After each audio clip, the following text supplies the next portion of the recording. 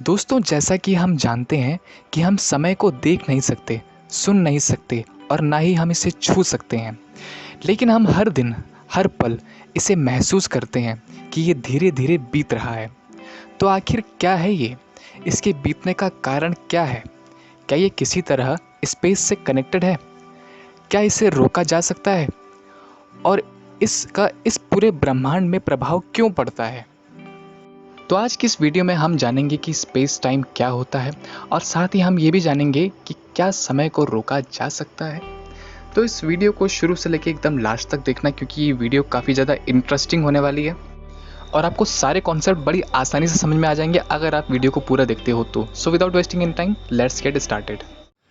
Einstein से पहले वैज्ञानिकों का ये मानना था कि स्पेस और टाइम दोनों ही स्वतंत्र रूप से अलग अलग एग्जिस्ट करते हैं, इसलिए स्पेस में आया कोई भी बदलाव टाइम को इफेक्ट नहीं करता। वहीं अगर न्यूटन की माने तो टाइम एब्सोल्यूट है, यानी इस ब्रह्मांड में हर जगह, हर कंडीशन में टाइम सभी ऑब्जेक्ट के लिए बराबर ही रहेगा। यानी अगर मेरे लिए 2 घंटे बीते हैं तो इस ब्रह्मांड में हर ऑब्जेक्ट के लिए 2 घंटे ही बीते होंगे, चाहे वो मार्स में हो या फिर किसी बड़े मास वाले ऑब्जेक्ट के सामने हो, जैसे कि ब्लैक होल्स। ऐसा भी हो सकता है कि वो ऑब्जेक्ट किसी स्पेसशिप में हो जिसकी स्पीड लाइट से भी तेज हो। सभी के लिए 2 घंटे ही बीते होंगे। पर आइंस्टाइन की सोच थोड़ी अलग थी। उनका ऐसा मानना था कि स्पेस और टाइम एक दूसरे से जुड़े हुए हैं और ये दोनों इंडिपेंडेंटली अलग अलग एग्जिस्ट नहीं करते। उनका यह भी मानना था कि टाइम एब्सोल्यूट ना होकर रिलेटिव है, यानी ये सब के लिए अलग अलग होता है और इस दुनिया में ये अलग अलग कंडीशन में अलग रफ्तार से गुजरता है। रिलेटिविस्टिक कंटेक्स्ट में देखें तो हम स्पेस और टाइम को अलग नहीं कर सकते, क्योंकि ये दोनों एक दूसरे के बिना एग्जिस्ट ही नहीं कर सकते। दरअसल किसी ऑब्जेक्ट के लिए समय के बीतने की रफ्तार उस ऑब्जेक्ट की वेलोसिटी और उस पर पड़ने वाले ग्रेविटेशनल फील्ड पर डिपेंड करता है। अगर मेरी वेलोसिटी और मुझ पर पड़ने वाला ग्रेविटेशनल फील्ड आपकी वेलोसिटी और ग्रेविटेशनल फील्ड से अलग है, तो हम दोनों के लिए समय के बीतने की रफ्तार अलग अलग ही होगी। फॉर एग्जाम्पल के लिए आप एक अलग ग्रेविटी वाले प्लैनेट पर हो, जैसे कि जुपिटर, और मैं अर्थ पर ही हूँ। ऐसे में होगा ये कि मेरे लिए अगर अर्थ पर 24 घंटे का एक दिन होता है, तो वहीं जुपिटर में आपके लिए एक दिन केवल 10 घंटे का ही होगा। यहाँ एक और बात जो कि जानना ज़रूरी है वो ये है कि ग्रेविटी और वेलोसिटी के बढ़ने पर समय के गुजरने की रफ्तार धीमी हो जाती है। अब क्योंकि जुपिटर ग्रह का साइज और मास हमारी पृथ्वी से काफ़ी ज़्यादा है, इसकी ग्रेविटी भी पृथ्वी से ज़्यादा है, इसी वजह से जुपिटर ग्रह में समय धरती के मुकाबले धीमा गुजरेगा। यानी कि अगर कोई इंसान जुपिटर ग्रह में रहने लग जाए, जो कि पॉसिबल नहीं है, तो उसकी उम्र धरती में रहने वाले लोगों की तुलना में बहुत कम होगी, क्योंकि वहाँ उसके लिए समय धीमा गुजरेगा। इसी तरह अगर हम किसी ऐसे स्पेसक्राफ्ट में सफ़र कर रहे हों जिसकी वेलोसिटी काफ़ी ज़्यादा हो, तो समय की गति हमारे लिए धीमी। इसे भी अगर हम किसी एग्जाम्पल से समझें तो मान लीजिए कि आपका कोई दोस्त धरती में आपका इंतज़ार कर रहा है, वहीं आप किसी स्पेस मिशन के लिए एक बहुत तेज़ रफ्तार से चलने वाले स्पेसशिप पर सफ़र कर रहे हो।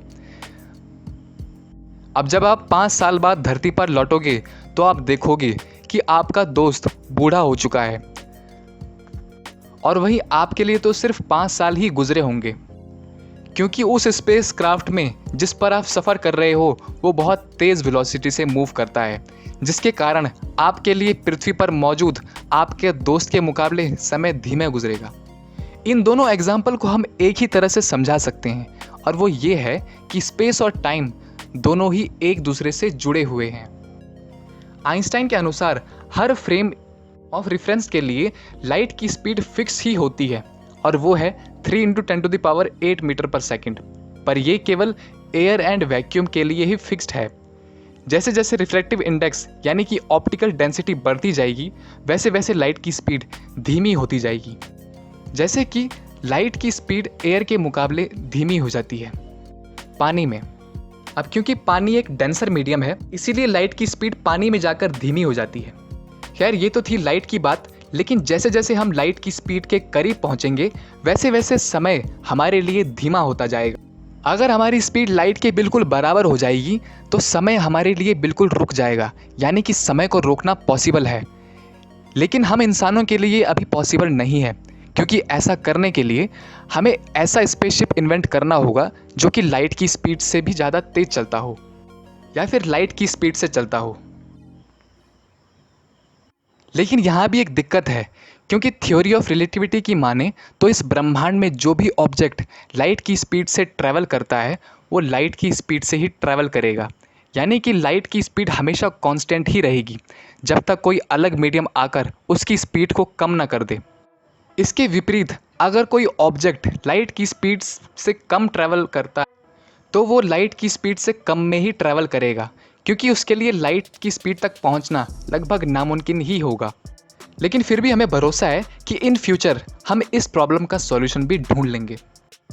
तो आज की इस वीडियो में हमने जाना कि किसी ऑब्जेक्ट के लिए समय के बीतने की रफ्तार निर्भर करती है उस ऑब्जेक्ट की वेलोसिटी और उस पर पड़ने वाले ग्रेविटेशनल फील्ड पर। साथ ही हमने ये भी जाना कि जैसे जैसे किसी ऑब्जेक्ट की वेलोसिटी लाइट की स्पीड के बराबर होती जाएगी, वैसे वैसे उस ऑब्जेक्ट के लिए समय धीमा होता जाएगा, और जैसे ही उस ऑब्जेक्ट की वेलोसिटी लाइट की वेलोसिटी के बराबर हो जाएगी, समय मानो उसके लिए थम ही जाएगा। सो दोस्तों, आज की वीडियो में बस इतना ही। आशा करता हूँ कि आपको ये वीडियो पसंद आया होगा। अगर आपको ये वीडियो पसंद आया तो इस वीडियो को ज़्यादा से ज़्यादा शेयर करें, इस वीडियो को लाइक करना मत भूलना, और इस चैनल को सब्सक्राइब तो ज़रूर कर देना, क्योंकि मैं इस तरीके की इंटरेस्टिंग वीडियोज़ यूट्यूब पर पब्लिश करता रहता हूँ। तो मिलता हूँ आपसे अगली वीडियो में, तब तक के लिए थैंक्स फॉर वॉचिंग।